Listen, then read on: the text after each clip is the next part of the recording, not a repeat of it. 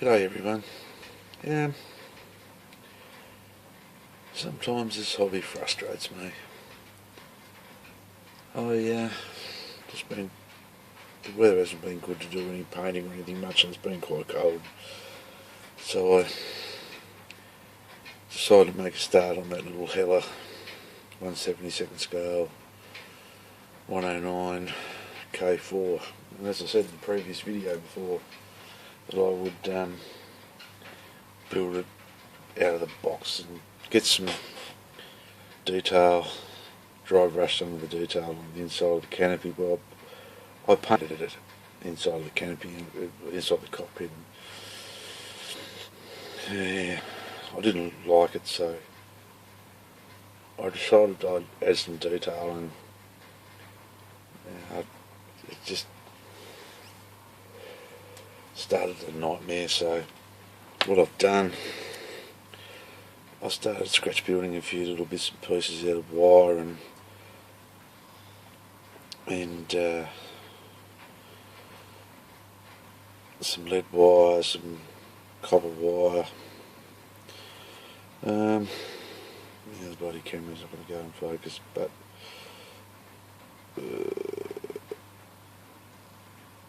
I will keep persisting with it now. I started. I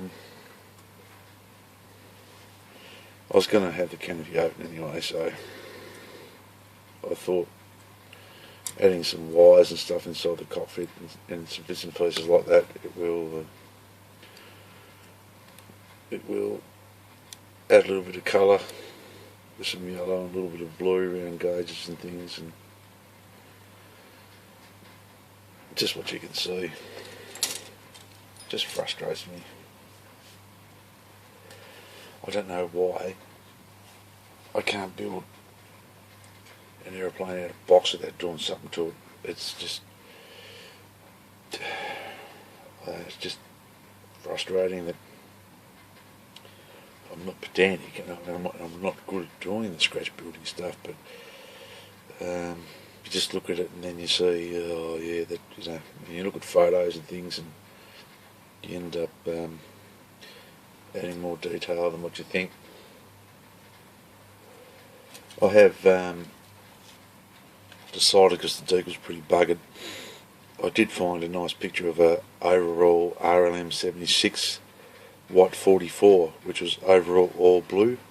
Apparently it was a high altitude escort fighter they used towards the end of the war in the G model, so it was just painted all blue. I just seen no camouflage or anything, so I'm thinking about doing that, because I could get some decals out of the decal box and it wouldn't be a hard one to do really, but probably change my mind again as usual. Probably do something 10 times harder than what it should be.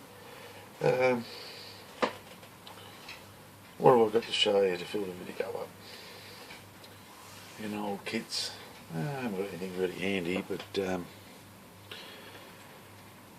it's just been one of these things. It's just slowed me down. The weather slowed me down a little bit on a few things as well, so I got stuck into this thing. I mean, I don't know why you do it. Like even little things here, I had a look. I mean, these aren't posable, the flaps aren't posable, but then I thought, with the air intakes in the radiators in the bottom, so I started making some radiator panels just to fill that part in. The same with this plate in the front here. I'm gonna do something with that too. Same with the seat. Same with a lot of the cockpit area. Just add a little bit of detail in there to show it up a little bit. I don't know what I'm going to do with this side, especially with that the round wheel I think is used to retract the undercarriage. I don't know what I'm going to do here. I don't know. It's going to be something interesting to get that made, but and I'm not going to buy a photo wedge set for it. I'm not. I've done that so far, so I'm not going to. But overall, for an old kit, the fitted parts is quite. Ooh, come back here. The fitted parts is quite good.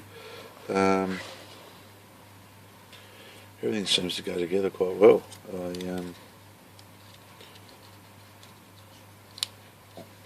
Even with the raised panel lines, but everything seems to fit them for an old kit like this one.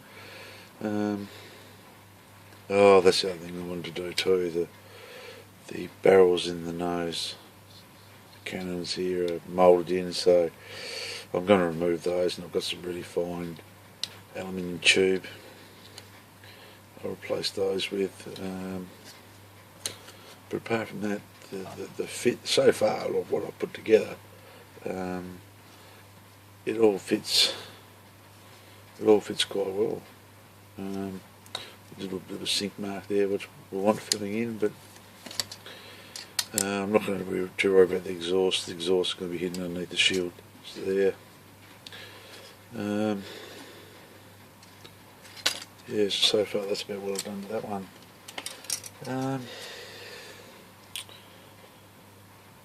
Yeah, I just don't know why sometimes you start doing things like that.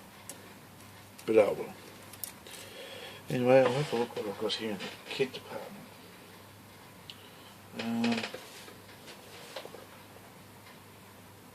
I've seen a lot of things. Some pieces. I did pick this one up.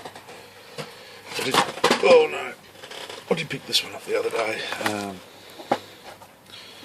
And it's another PZL. Made in Argentina by Model X.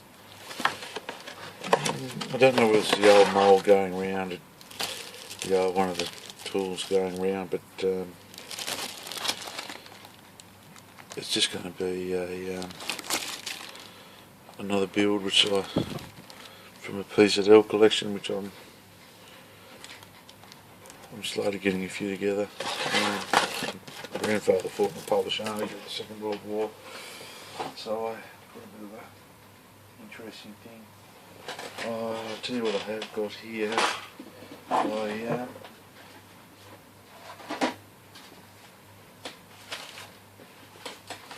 I'm also quite interested in vac form kits. So I've got the Fury. I haven't seen too many videos on building vac forms on YouTube.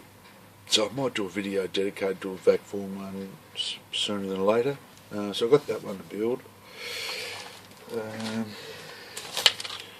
I picked up a unusual aeroplane, which was, I'll take it out of the cover out of the bag, but I picked up a Fisher P75A Eagle in vac form. Yeah, very unusual. Very vac form part with some injected moulded details, but the vac form is very, very nice. So I'm actually looking forward to building this one.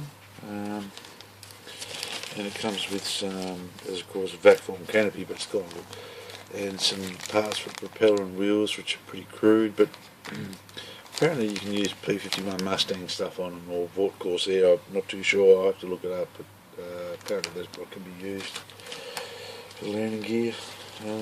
Part of the mass production line.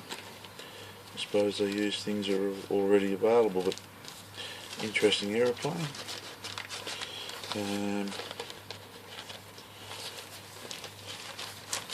I couldn't find a real lot of information on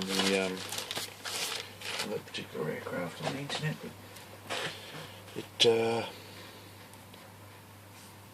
it's going to be interesting. I think it's going to be a nice build anyway. Another vac form that I got. I got the Blackburn Firebrand, another Rare Planes vac form kit. It looks good too. I like this in them. I haven't showed you another one, but I've framed a couple of these things up, so they sort of give you like a schematic. I know it's hard to see here, but I'll sort of pan it out the best I can, but they sort of give you a schematic diagram, so I think it would look quite good when I put them on the wall. But that's a nice looking torpedo bomber.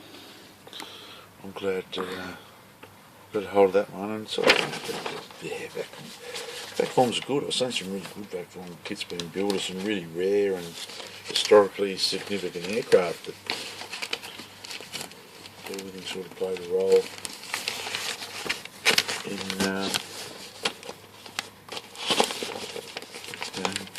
just different developments.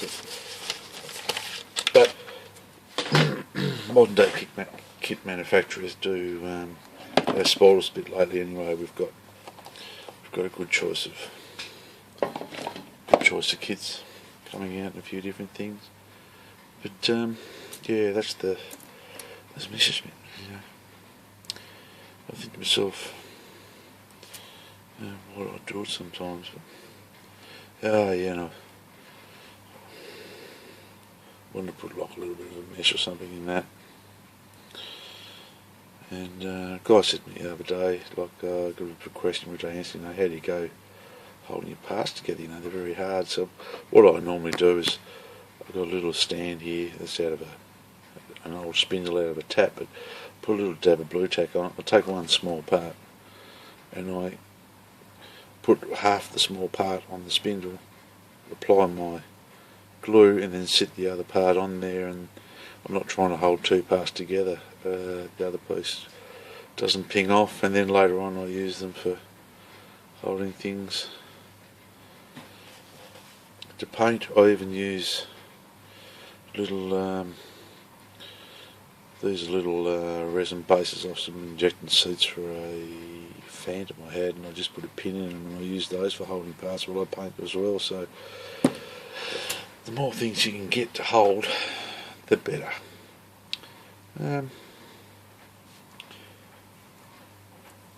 I'm going to go out on a limb here and also say, people ask me, airbrush or paintbrush. Now, I'm not very good with a paintbrush, but I've been using some paints lately with a brush on smaller stuff, and I've had some exceptional results with it. I'm not advertising any people's brand, but any colour particular paint, but I've had a really good run with painting life colour acrylic paints.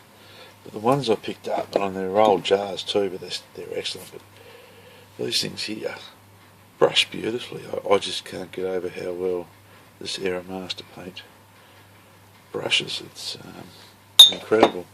And also I've had a good run with brushing and hardly leaving any mind you, their aluminium's not really good, but the Testors Multimaster acrylic paint, it's really good. I quite enjoy brushing that on too.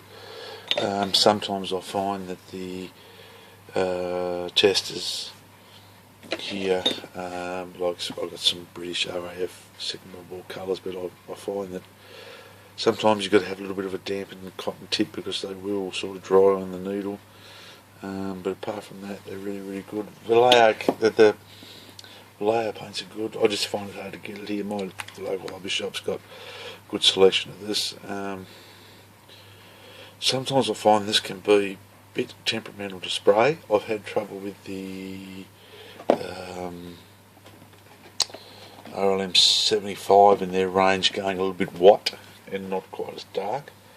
I've tried a couple of things with it, thinning it with Tamiya thinners. I've thinned it with its own thinner, and it still plays up. But that's me for the day. I'm going to run out of time. Hopefully I'll have a couple of kits sort of finished off for you, but in the meantime, model hard, take care, be good. Cheers guys.